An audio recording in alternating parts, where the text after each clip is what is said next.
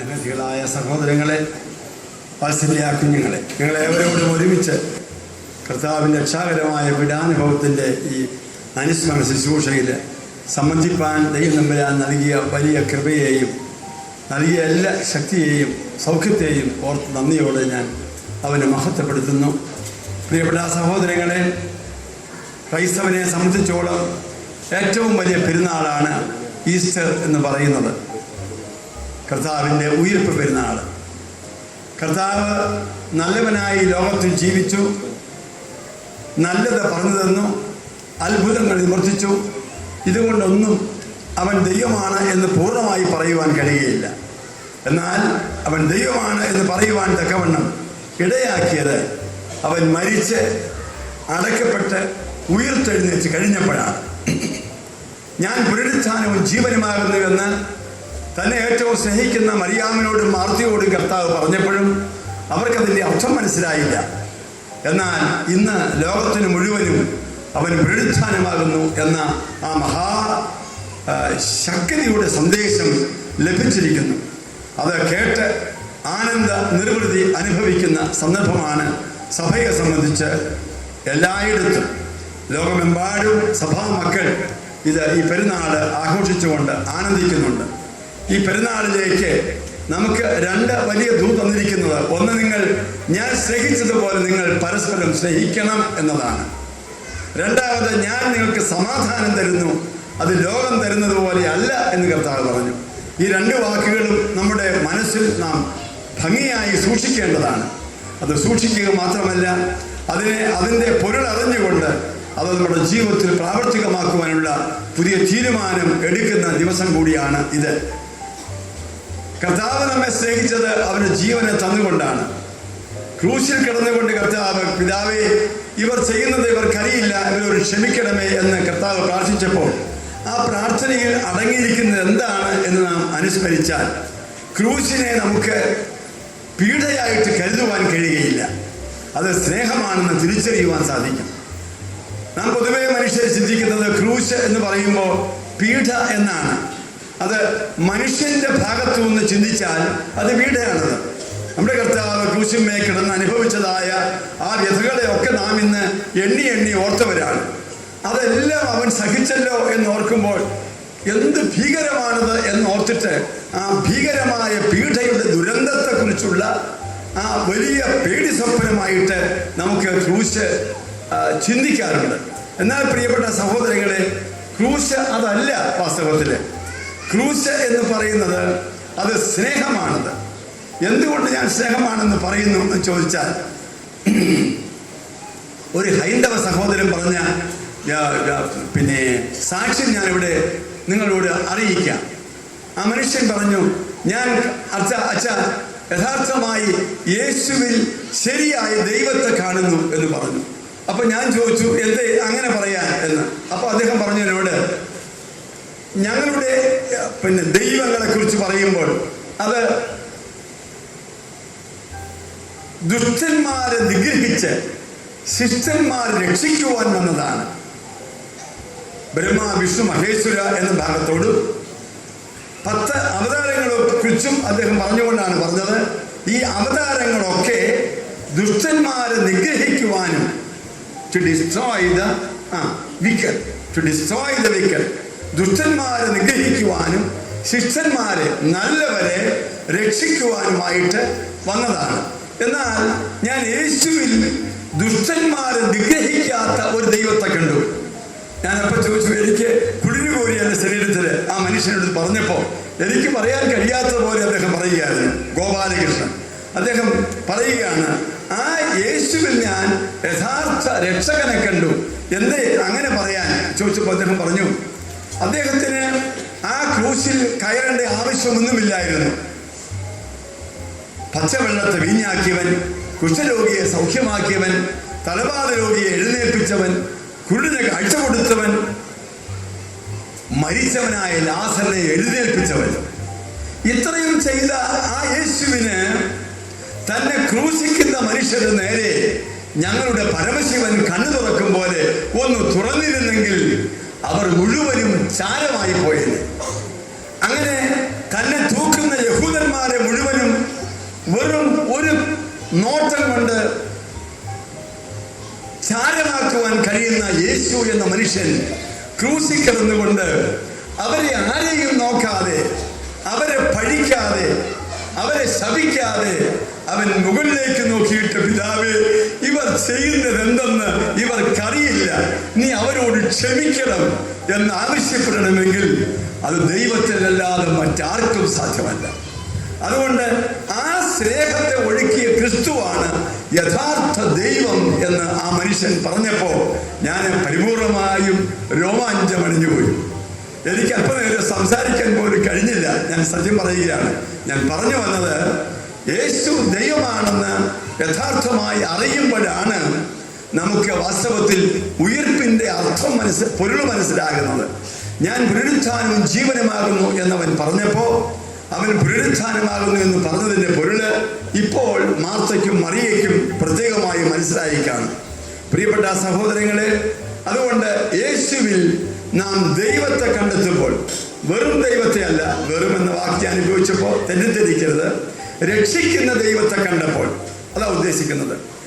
പാപത്തിന്റെ പട്ടടയിൽ പെട്ടുപോയ മനുഷ്യകുലത്തെ പാപത്തിൽ നിന്ന് വിമുക്തി കൊടുത്ത് മോചിപ്പിച്ച് അവനെ മരണത്തിൽ നിന്നും സാത്താനിൽ നിന്നും വിടുവിക്കുക എന്ന് പറയുന്ന വലിയ ജോലിയാണ് യേശു മശീഹ ചെയ്തത്. ആ ജോലി അതിന്റെ പരിപൂർണതയിൽ വിജയിച്ചു എന്ന് കാണിക്കുന്നതാണ് അവന്റെ പുനരുത്ഥാനം. ഇനി മരണമേ നിനക്ക് എൻ്റെ മേൽ അവകാശമില്ല, എൻ്റെ മക്കളുടെ മേൽ നിനക്ക് അവകാശമില്ല എന്ന് കർത്താവ് പറഞ്ഞു. മരണത്തെ അവൻ വെന്നുകൊണ്ട്, മരണത്തെ അവൻ വിജയിച്ചുകൊണ്ട് ഉയർത്തെഴുന്നേൽപ്പോൾ മരണം അവന്റെ മുൻപിൽ താണുപോയി. അപ്പോൾ മരണത്തെ അവൻ ഇല്ലായ്മ ചെയ്തു. രണ്ടാമത് അവൻ പിശാചിനെ ആട്ടി ഓടിച്ചു. പിശാചിനെ കൊന്നു എന്ന് പറഞ്ഞിട്ടില്ല, അതിനെ ആട്ടി ഓടിച്ചു. അതും ആത്മാവാണ് എന്ന കാര്യം നാം ഓർക്കണം. പക്ഷേ അതിന്റെ വിഷമുള്ള ഇനി എവിടെ എന്ന ചോദ്യത്തിന് അവന് ഒന്നും പറയാനില്ല എന്ന അർത്ഥത്തിലായി. അതിനാൽ യേശു തമ്പുരാൻ പാപത്തിന്റെ പട്ടടയിൽ പെട്ടുപോയ മനുഷ്യകുലത്തെ മുഴുവനും രക്ഷിച്ചു എന്നതുകൊണ്ട്, നമുക്ക് അവൻ പുനരുത്ഥാനമാകുന്നു എന്നത് മനസ്സിലാക്കുന്നത് കൊണ്ട് നമുക്ക് അവനിൽ സന്തോഷിക്കുവാൻ കഴിയും. അവൻ മുഖാന്തരമാണ് ജീവൻ ഉണ്ട്, മരണശേഷം ഒരു ജീവനുണ്ട് എന്ന് എല്ലാവർക്കും മനസ്സിലാക്കുവാൻ കഴിയുന്നത്. അത് ആത്മാവിന്റെ നിത്യജീവനാണ് എന്ന് അവൻ ബോധ്യപ്പെടുത്തി കൊടുത്തു. അപ്പോൾ ശരിക്കും പറഞ്ഞാൽ ആത്മാവിനെ കുറിച്ചുള്ള വലിയ അറിവ്, യഥാർത്ഥമായ അനുഭവത്തിന്റെ അറിവ് പകർന്നു കൊടുത്തത് യേശു മശീഹയാണ്. പ്രിയപ്പെട്ട സഹോദരങ്ങളെ, നമുക്കിപ്പോൾ ലഭിക്കേണ്ട അറിവും അത് തന്നെയാണ്. ഇന്നത്തെ ലോകം നാം എടുക്കുമ്പോൾ അത് ഏറെ മണി ഓറിയന്റഡ് ആണെങ്കിൽ, ഈ മണി ഓറിയന്റഡ് ആയ മനുഷ്യ മനസ്സുകളെ അതിൽ നിന്ന് സ്പിരിറ്റ് ഓറിയന്റഡ് ആയിട്ട് മാറ്റാൻ സാധിക്കുന്നത് കർത്താവിനാണ്. അതിനാൽ നമ്മുടെ ലോകോന്മുഖമായിരിക്കുന്ന മനസ്സുകളെ അതിൽ നിന്ന് വേർതിരിച്ചെടുത്തിട്ട് അതിനെ ദൈവോന്മുഖമാക്കി രൂപാന്തരപ്പെടുത്തുവാൻ ഇന്ന് സാധിക്കുന്നത് ഈ വിശുദ്ധമായ രക്ഷാകരമായ പുനരുത്ഥാനത്തിന്റെ പെരുന്നാളിനാണ്. അതിനാൽ ഈ പെരുന്നാളിനെ സന്തോഷത്തോടെ വരിക എന്ന് നാം കഴിഞ്ഞ നമ്മുടെ പ്രാർത്ഥനാ സമയത്ത് എല്ലാവരും ഒത്തുചേർന്ന് പ്രാർത്ഥിച്ചു. അത് മനസ്സിലുണ്ട് എന്ന് ഞാൻ വിചാരിക്കട്ടെ. ഇതുകൊണ്ട് നമുക്ക് സമാധാനം ലഭിക്കണം. നമ്മുടെ ഹൃദയം സ്നേഹം കൊണ്ട് നിറയണം.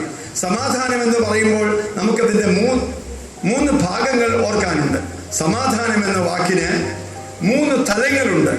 ഒന്ന്, എനിക്ക് എൻ്റെ ശരീരവും എൻ്റെ ആത്മാവും തമ്മിൽ സമാധാനത്തിലാകണം. എൻ്റെ ശരീരവും എൻ്റെ മനസ്സും തമ്മിൽ, മനസ്സല്ല, എൻ്റെ ശരീരവും എൻ്റെ ആത്മാവും തമ്മിൽ സമാധാനത്തിലാകണം. നാം ആലോചിച്ച് നോക്കൂ, നാം ദൈവവിരുദ്ധമായിട്ട്, നമ്മുടെ മനസ്സാക്ഷിക്ക് വിരുദ്ധമായിട്ട് നാം എന്തെങ്കിലും ചെയ്തു കഴിഞ്ഞാൽ വേണ്ടായിരുന്നു എന്ന് പറഞ്ഞാൽ അങ്ങനെ എന്ന് പറയാറില്ലേ? നാം അതിനെപ്പറ്റി വിഷമിക്കുകയാണ്. ഓ സാരമില്ല എന്ന് ഇടയ്ക്ക് ഇങ്ങോട്ട് സംസാരിക്കും. നോ, അല്ല, കഷ്ടായിപ്പോയി, ഞാൻ ചെയ്യരുതായിരുന്നു എന്ന് പറഞ്ഞുകൊണ്ട് നമ്മുടെ ശരീരത്തെയും മനസ്സിനെയും മഥിക്കുന്ന ഒരാത്മാവ്, ആ ആത്മാവ് ശരീരത്തെയും മനസ്സിനെയും മഥിക്കുമ്പോൾ ശരീരത്തിൻ്റെയും മനസ്സിൻ്റെയും സമാധാനം നഷ്ടപ്പെട്ടു പോകും. അപ്പോൾ അതൊരു ഇന്റേണൽ കൺഫ്രണ്ടേഷൻ ആയിട്ട് മാറും. അപ്പോൾ ഈ ആത്മസംഘർഷമാണ് മനുഷ്യരെ വാസ്തവത്തിൽ ഇന്ന് സൂയിസൈഡിലേക്കും പ്രക്ഷുബ്ധമായ ഭീകരമായ പ്രവർത്തനങ്ങൾ ചെയ്യുന്നതിലേക്കും നയിക്കുന്നത് എന്ന് പറയാം. അപ്പോൾ സമാധാനം ഉണ്ടാകേണ്ടത് നമ്മുടെ ശരീരവും നമ്മുടെ ആത്മാവും തമ്മിലുള്ള സമാധാനം ഉണ്ടാകണം. ഇത് സമാധാനത്തിന്റെ ഒരു തലമാണ്. എങ്കിൽ രണ്ടാമത്തെ തലം നമ്മളും നമുക്കുള്ളവരും തമ്മിലുള്ള സമാധാനം ഉണ്ടാകണം. എനിക്ക് എൻ്റെ സഹോദരങ്ങളോട്, എൻ്റെ മാതാപിതാക്കളോട്, എൻ്റെ ബന്ധുമിത്രാദികളോട് ഒരു സമാധാനത്തിൻ്റെ അനുഭവത്തിൽ, സ്നേഹത്തിൻ്റെയും സഹകരണത്തിൻ്റെയും സഹവർത്തിത്വത്തിൻ്റെയും അനുഭവത്തിൽ ആകുന്നില്ലെങ്കിൽ സമാധാനമില്ല. എന്ന് പറഞ്ഞാൽ നമ്മുടെ കുടുംബ അംഗങ്ങൾ തമ്മിലുള്ള ബന്ധത്തിൽ, കുടുംബം മാത്രമല്ല ലോകം മുഴുവനും കുടുംബമാണ് എന്നതിലേക്ക് ചിന്തിച്ചോണം. അങ്ങനെ ചിന്തിക്കുമ്പോൾ കുടുംബവുമായുള്ള ബന്ധത്തിൽ ശൈഥില്യമുണ്ടെങ്കിൽ നമുക്ക് സമാധാനം ലഭിക്കുകയില്ല. നമുക്ക് കാര്യം അറിയാം, ഇന്ന് അനേകമായിട്ട് നമുക്ക് കാര്യം കണ്ടുകൊണ്ടിരിക്കുകയാണ്. മൂന്നാമത്തെ തലം ദൈവവും മനുഷ്യനുമായുള്ള ബന്ധമാണ്. The creator and the creation. മനുഷ്യൻ എന്ന് പറയുന്ന സൃഷ്ടിയും അവനെ സൃഷ്ടിച്ച സൃഷ്ടാവുമായുള്ള ബന്ധം ശിഥിലമായെങ്കിൽ ഈ കഴിഞ്ഞ രണ്ട് ബന്ധങ്ങളും ശിഥിലമായി പോകും എന്നതാണ് സത്യം. ദൈവ മനുഷ്യബന്ധം ശിഥിലമാകുന്ന സ്ഥാനത്ത് മനുഷ്യബന്ധം ശിഥിലമാകും. ഇന്ന് നമ്മുടെ കർത്താവ് ഉയർത്തെഴുന്നേറ്റതിൽ കൂടി എന്ത് സംഭവിച്ചിരിക്കുന്നു എന്ന് ചോദിച്ചാൽ, അവൻ മനുഷ്യകുലവും ദൈവവുമായുള്ള ബന്ധത്തിന് ശിഥിലമാക്കിയിരുന്ന വേർപാടിൻ്റെ ചുമലിനെ അടിച്ചുമലല്ലേ, വാക്ക് തെറ്റിപ്പോയിട്ടുണ്ട്. ആ ചുമലിനെ അവൻ ഇടിച്ചു മാറ്റിയിട്ട് മനുഷ്യനും ദൈവവുമായുള്ള ബന്ധത്തെ, അല്ലെങ്കിൽ ഈ ഈ റിലേഷൻ, നമ്മുടെ കുരിശിൻ്റെ മേൽ മുതൽ താഴേക്കുള്ള ആ ഭാഗം കാണിക്കുന്ന ഈ റിലേഷൻ, മനുഷ്യ ദൈവ ബന്ധം, ഈ ബന്ധത്തെ അവൻ നേരെയാക്കി. ഇത് നേരെയായി കഴിഞ്ഞാൽ ഉടൻ തന്നെ അതിൻ്റെ ബാക്കിയായിട്ട് മനുഷ്യബന്ധവും നേരെയായിത്തീരും. അപ്പോൾ ഈ രണ്ട് ബന്ധങ്ങളെ അവൻ ഇന്ന് സമന്വയിപ്പിച്ചു എന്നതാണ് കർത്താവിൻ്റെ പീഡാനുഭവവും അവൻ്റെ രക്ഷാകരമായ പുനരുത്ഥാനവും മുഖാന്തരമായി നമുക്ക് ലഭിച്ചിരിക്കുന്നത്. അപ്പോൾ സമാധാനം നൽകി എന്ന് പറയുമ്പോൾ ആ സമാധാനം അവൻ പറഞ്ഞു, ഞാൻ തരുന്നത് ലോകം തരുന്നത് പോലെ അല്ല. നമുക്ക് പണം കൊണ്ടോ മറ്റു പലതും കൊണ്ടുമോ നമ്മുടെ സ്ഥാനം കൊണ്ടോ നമ്മുടെ വിദ്യ കൊണ്ടോ ഒക്കെ ഒരു പരിധി വരെ സമാധാനം ഉണ്ടാക്കുവാൻ കഴിയുമെങ്കിൽ അതൊന്നും നിലനിൽക്കുന്ന സമാധാനമല്ല പ്രത്യുത. ദൈവവും ഞാനുമായുള്ള ബന്ധം ശരിയായിക്കൊണ്ട് ഞാൻ എൻ്റെ സഹോദരനുമായുള്ള ബന്ധത്തെ ശരിപ്പെടുത്തിയാൽ ആ ബന്ധം തരുന്ന സമാധാനം വളരെ വലിയ സമാധാനമാണ്. അതാണ് ദൈവികമായ സമാധാനം. ഈ സമാധാനത്തിനാണ് കർത്താവ് നമ്മോട് ആശംസിച്ചിരിക്കുന്നത്. ഈ സമാധാനം ഉണ്ടാകണമെങ്കിൽ നമ്മുടെ ഹൃദയം സ്നേഹം കൊണ്ട് നിറഞ്ഞിരിക്കണം. കൊലോസ്യർക്ക് എഴുതിയ ലേഖനം ഏറെ ഇതോട് ബന്ധപ്പെട്ട് സംസാരിക്കാനും പഠിക്കാനും ഒക്കെ ഉണ്ടെന്ന് നിങ്ങൾക്ക് എല്ലാവർക്കും അറിയാം. നിങ്ങൾ എന്നേക്കാൾ അധികം അത് അറിയുകയും ചെയ്യുന്നുണ്ട്. അതുകൊണ്ട് തന്നെ അതോട് ബന്ധപ്പെടുത്തി ഒരു ഭാഗം മാത്രം ഞാൻ നിങ്ങളുടെ ശ്രദ്ധയിൽപ്പെടുത്തുകയാണ്. മിസ്റ്റർ കൊലോസ്യർക്ക് എഴുതിയ ലേഖനം 3-ാം അധ്യായത്തിൽ 1 മുതൽ 17 വരെയുള്ള വാക്യങ്ങൾ നിങ്ങൾ വായിച്ച് ഗ്രഹിക്കണമേ എന്ന് ഞാൻ സ്നേഹത്തോടെ അപേക്ഷിക്കുന്നു. എന്നോട് കർത്താവ് ആവശ്യപ്പെടുകയും ചെയ്യുന്നു. ആകയാൽ നിങ്ങൾ മശിഹായോട് കൂടെ എഴുന്നേറ്റിരിക്കുന്നുവെങ്കിൽ, നീ മശിഹായോട് കൂടി ഉയർത്തെഴുന്നേറ്റിരിക്കുന്നെങ്കിൽ, മശിഹ ദൈവത്തിൻ്റെ വലതുഭാഗത്ത് ഇരിക്കുന്ന ഇടമായ ഉയരത്തിലുള്ളതിനെ അന്വേഷിപ്പിക്കും. ഞാൻ ആദ്യം പറഞ്ഞ ഭാഗം തന്നെയാണത്. Money oriented or physique oriented mind അവിടുന്ന് മാറിയിട്ട് അത് ഗോഡ് ഓറിയന്റഡ് ആയിട്ട് രൂപാന്തരപ്പെടണം. ഉയരത്തിലുള്ളതിനെ അന്വേഷിപ്പീൻ, ഉയരത്തിലുള്ളതിനെ ചിന്തിപ്പീൻ, ഭൗമികമായവയെ അല്ല. എന്നാൽ നിങ്ങൾ മരിച്ചിരിക്കുന്നു. ആരോടുകൂടി? കർത്താവിനോടുകൂടി. ഇപ്പോൾ നീ എന്ത് ചെയ്തിരിക്കുന്നു? നീ ജീവിച്ചിരിക്കുന്നു. ആരോടുകൂടി? കർത്താവിനോടുകൂടി. അതുകൊണ്ട് മരിച്ചവനായി നീ ക്രിസ്തുവിൽ ഉയർത്തെഴുന്നേറ്റിരിക്കുന്നതിനാൽ നീ ഇനി മരിച്ചവനല്ല, നീ ഇനി മരിച്ചവന്റെ രൂപമുള്ളവനുമല്ല, പ്രത്യുത ജീവിച്ചിരിക്കുന്ന യേശു മശിഹായെ ധരിച്ചവനാണ് എന്ന് പറഞ്ഞുകൊണ്ട് താഴേക്ക് ഏറെ കാര്യങ്ങൾ പറയുന്നുണ്ട്. അത് വായിച്ച് ഗ്രഹിക്കണമേ എന്ന് സ്നേഹത്തോടെ അപേക്ഷിക്കുന്നു. അതിൽ കൂടി നമുക്ക് ഒരു വലിയ രൂപാന്തരം നമുക്ക് സംഭവിക്കും. നാം ഇന്ന് നമുക്കുണ്ട് എന്ന് പറയുന്ന പല തിന്മകളിൽ നിന്നും പരിപൂർണമായി വിടുതൽ പ്രാപിക്കുവാൻ ആത്മാർത്ഥമായും നാം ആഗ്രഹിച്ചാൽ ദൈവം തമ്പുരാൻ തരും എന്നോർക്കുക. അതിനാൽ ഈ പുനരുത്ഥാനത്തിൻ്റെ വലിയ പെരുന്നാളിൽ നമുക്ക് പുനരുത്ഥാനമായ കർത്താവിനെ ധരിച്ചുകൊണ്ട് ലോകത്തിലേക്ക് കണ്ണുനട്ടിരിക്കുന്ന മനുഷ്യ, നിന്റെ കണ്ണുകളെ നീ അവിടുന്ന് പറിച്ചെടുത്ത് ദൈവത്തിലേക്ക് നോക്കുക. അപ്പോൾ നീ സന്തോഷം നിറയും, സമാധാനം നിറയും, നിന്റെ ഹൃദയം സ്നേഹം കൊണ്ട് നിറയും. ആ അനുഭവത്തിലേക്ക് വരുവാൻ പരിശുദ്ധാത്മാവ് നാം ഓരോരുത്തരെയും, പറയുന്ന എന്നെയും കേൾക്കുന്ന നിങ്ങളെയും ഒരുപോലെ ശുദ്ധീകരിച്ച് ശക്തീകരിക്കട്ടെ എന്ന് ആത്മാർത്ഥമായി പ്രാർത്ഥിച്ചുകൊണ്ടും ആശംസിച്ചുകൊണ്ടും എൻ്റെ എളിയ വചനങ്ങൾ ഞാൻ അവസാനിപ്പിക്കുന്നു. കഴിഞ്ഞ 10 ദിവസമായിട്ട് നമുക്ക് ഒരുമിച്ച് നിന്ന് പ്രാർത്ഥിക്കാനും ഒക്കെ സാധിച്ചു. ദൈവത്തിൻ്റെ അനന്തമായ കൃപയാൽ ഞാൻ ശാരീരികമായ അത്ര സുഖത്തിലല്ല വന്നത് എന്നതുകൊണ്ട് ഞാൻ പ്രയാസമുണ്ടാകുമോ എന്നൊക്കെ ഞാൻ ധരിച്ചെങ്കിലും ദൈവത്തിൻ്റെ വലിയ കൃപയുണ്ട് എനിക്കൊരു പ്രയാസം ഉണ്ടായില്ല. അതിന് കാരണം മറ്റൊന്നുമല്ല, നിങ്ങൾ എനിക്ക് വേണ്ടി പ്രാർത്ഥിച്ചു, കർത്താവ് തമ്പുരാൻ കൃപ ചൊരിഞ്ഞു തന്നു എന്നർത്ഥമാണ്. അതുകൊണ്ട് ഇന്നിപ്പോൾ വായിച്ചില്ലേ, നമ്മൾ വായിച്ചപ്പോൾ കണ്ടില്ലേ, ഈ കല്ലറയുടെ കല്ല് ആര് ഉരുട്ടി മാറ്റിത്തരും?